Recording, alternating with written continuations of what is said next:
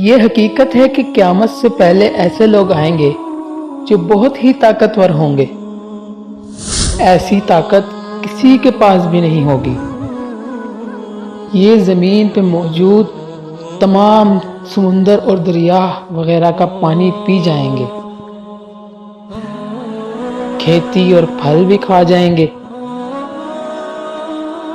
جو کچھ ان کے راستے میں آئے گا سب تہس نہس کر دیں گے۔ ان کو یاجوج ماجوج کہتے ہیں۔ ان کا ذکر سورہ کاف اور سورہ انبیاء میں بھی آیا ہے۔ حضرت ذوالقرنین علیہ السلام نے پوری دنیا پر حکومت کی۔ ذوالقرنین کا نام کیا تھا؟ ان کا نام سکندر ہے۔ آپ نے حضرت ابراہیم علیہ السلام کے ہاتھ پر اسلام قبول کیا۔ یاد رہے یہ نبی تو نہیں ہے لیکن ایک نیک انسان تھے۔ اللہ پاک نے اپنی ان کو ولایت عطا فرمائی۔ سورہ کاف میں حضرت ذوالقرنین علیہ السلام کے 3 سفروں کا حال بیان ہوا ہے۔ انہی 3 سفروں میں سے ایک سفر کا بیان آج آپ اس ویڈیو میں سنیں گے۔ آپ 2 پہاڑوں کے درمیان پہنچے۔ وہاں کے لوگ بھی عجیب و غریب زبان بولتے تھے۔ ان لوگوں کے ساتھ اشاروں میں بامشکل بات کی جا سکتی تھی۔ انہوں نے یاجوج ماجوج کے بارے میں شکایات کی، آپ سے مدد مانگی، کہا کہ ہمیں ان ظالموں سے بچائیں۔ یہ یاجوج ماجوج کون تھے؟ یہ ایک فسادی گروہ ہے۔ ان لوگوں کی تعداد بہت زیادہ ہے۔ اس کا اندازہ ان حدیثوں سے بھی لگا سکتے ہیں۔ حضرت عبداللہ بن عمر رضی اللہ تعالی عنہ نے فرمایا، جن و انس کی کل 10 حصے ہیں، جن میں 9 یاجوج ماجوج اور 1 انسان ہے۔ ان کے 3 گروہ ہیں۔ یہ کل وحشی جنگلی ہیں جو جانوروں کی طرح رہتے ہیں۔ یہ بہار کے موسم میں اپنی غاروں سے نکلتے ہیں، تمام کھیتیاں سبزیاں کھا جاتے ہیں اور خشک چیزوں کو لاد کے لے جاتے ہیں۔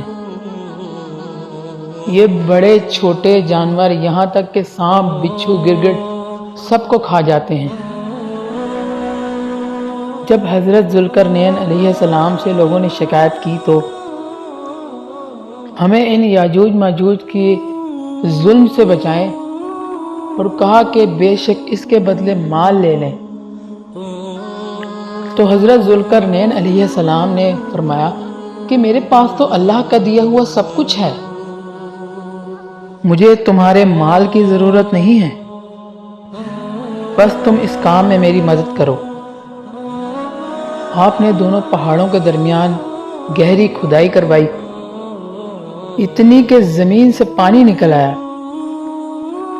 پھر آپ نے اس میں تانبے کے گارے سے پتھر جمائے، پتھر پگھلائے اور لویا، اور اس میں کوئلہ بھروا دیا، اور پھر اس میں آگ لگوا دی، اور یہ دیوار اتنی مضبوط کر دی، اب اس میں پگھلایا ہوا تانبا بھی ہے، لویا بھی ہے اور پتھر بھی ہے۔ اور اب اس دیوار کے ایک طرف یاجوج ماجوج تھے اور ایک طرف یہ قوم تھی۔ حدیث پاک میں ہے کہ روز یاجوج ماجوج اس دیوار کو توڑتے ہیں، مگر دن بھر محنت کرنے کے بعد جب اس کی دیوار کو توڑنے کے قریب پہنچتے ہیں، پھر ان میں سے کوئی کہتا ہے چلو اب کل توڑیں گے۔ پھر اللہ کی شان دیکھو کہ دوسرے دن وہ دیوار اس سے بھی زیادہ مضبوط ہو جاتی ہے۔ وہ روزانہ اس دیوار کو توڑنے کی کوشش کرتے ہیں اور روز کوئی نہ کوئی کہتا ہے چلو کل توڑیں گے۔ یہ سلسلہ ایسا ہوتا آ رہا ہے۔ ایک دن آئے گا جب اللہ تعالیٰ کی رضا ہوگی اور قیامت سے کچھ دن پہلے یہ باہر نکلیں گے اور انہی میں سے ایک کہے گا کہ انشاءاللہ کل ہم یہ دیوار توڑ دیں گے، اور دوسرے دن جب وہ آئیں گے تو انشاءاللہ کی برکت ظاہر ہوگی، وہ دیوار توڑ دیں گے، اور پھر ان کا خروج ہوگا۔ یاجوج ماجوج دکھتے کیسے ہیں؟ حدیث پاک میں یاجوج ماجوج کے بارے میں آیا ہے کہ یہ چوڑے چہرے والے، چھوٹی آنکھوں والے، موٹے بالوں والے اور چھوٹے قد کے ہوں گے۔ یاجوج ماجوج کا ظہور اس وقت ہوگا جب حضرت عیسیٰ علیہ السلام جدال کو قتل کر چکے ہوں گے۔ جدال کے قتل کے بعد حضرت عیسیٰ علیہ السلام کو حکم الہی ہوگا مسلمانوں کو کوہ طور پر لے جائیں، کیونکہ اب یاجوج ماجوج کا ظہور ہونے والا ہے، کیونکہ یہ بہت طاقتور ہیں اور ان سے لڑنے کی طاقت کسی میں بھی نہیں ہے۔ پھر یاجوج ماجوج کا ظہور ہوگا، گویا ان کا خروج ہوگا۔ یہ اتنے زیادہ ہوں گے، ان کی تعداد اتنی زیادہ ہوگی، ان کا جب پہلا گروپ بحر طبریہ سے گزرے گا، یہ سمندر اتنا بڑا ہے کہ اس کی لمبائی 10 میل ہوگی۔ وہ اس کا سارا پانی پی کے اس کو اس طرح سے سکھا دیں گے کہ جب ان کا دوسرا گروہ آئے گا تو وہ حیران ہوگا کہ یہاں تو جیسے پانی تھا ہی نہیں، سارا پانی پی جائیں گے۔ یہ دنیا میں قتل و غارت فساد سے جب فارغ ہو جائیں گے تو مسلمان تو حضرت عیسیٰ علیہ السلام کے ساتھ کوہ طور پر موجود ہوں گے۔ پھر یہ کہیں گے اب زمین والوں کو تو قتل کر دیا، چلو آؤ اب آسمان والوں کو قتل کریں، نعوذ باللہ، اور اپنے تیر یہ آسمان کی طرف کھینچیں گے، اور جب وہی مڑ کے واپس آئیں گے اور خدا کی قدرت دیکھو کہ اس پر خون لگا ہوا ہوگا۔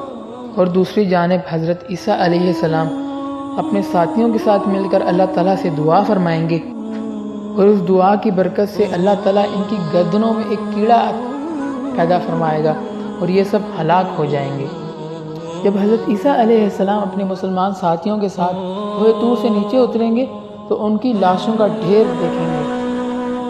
اتنی لاشیں ہوں گی کہ زمین پر ایک بالش بھی جگہ باقی نہ ہوگی، اتنی بدبو ہوگی۔ پھر اللہ تعالیٰ آسمان سے ایسے پرندوں کو بھیجے گا جو ان کی لاشوں کو اٹھا کر لے جائیں گے، جن کی گردنیں اونٹ جتنی لمبی ہوں گی۔ کہاں لے جائیں گے یہ اللہ کو ہی معلوم ہے۔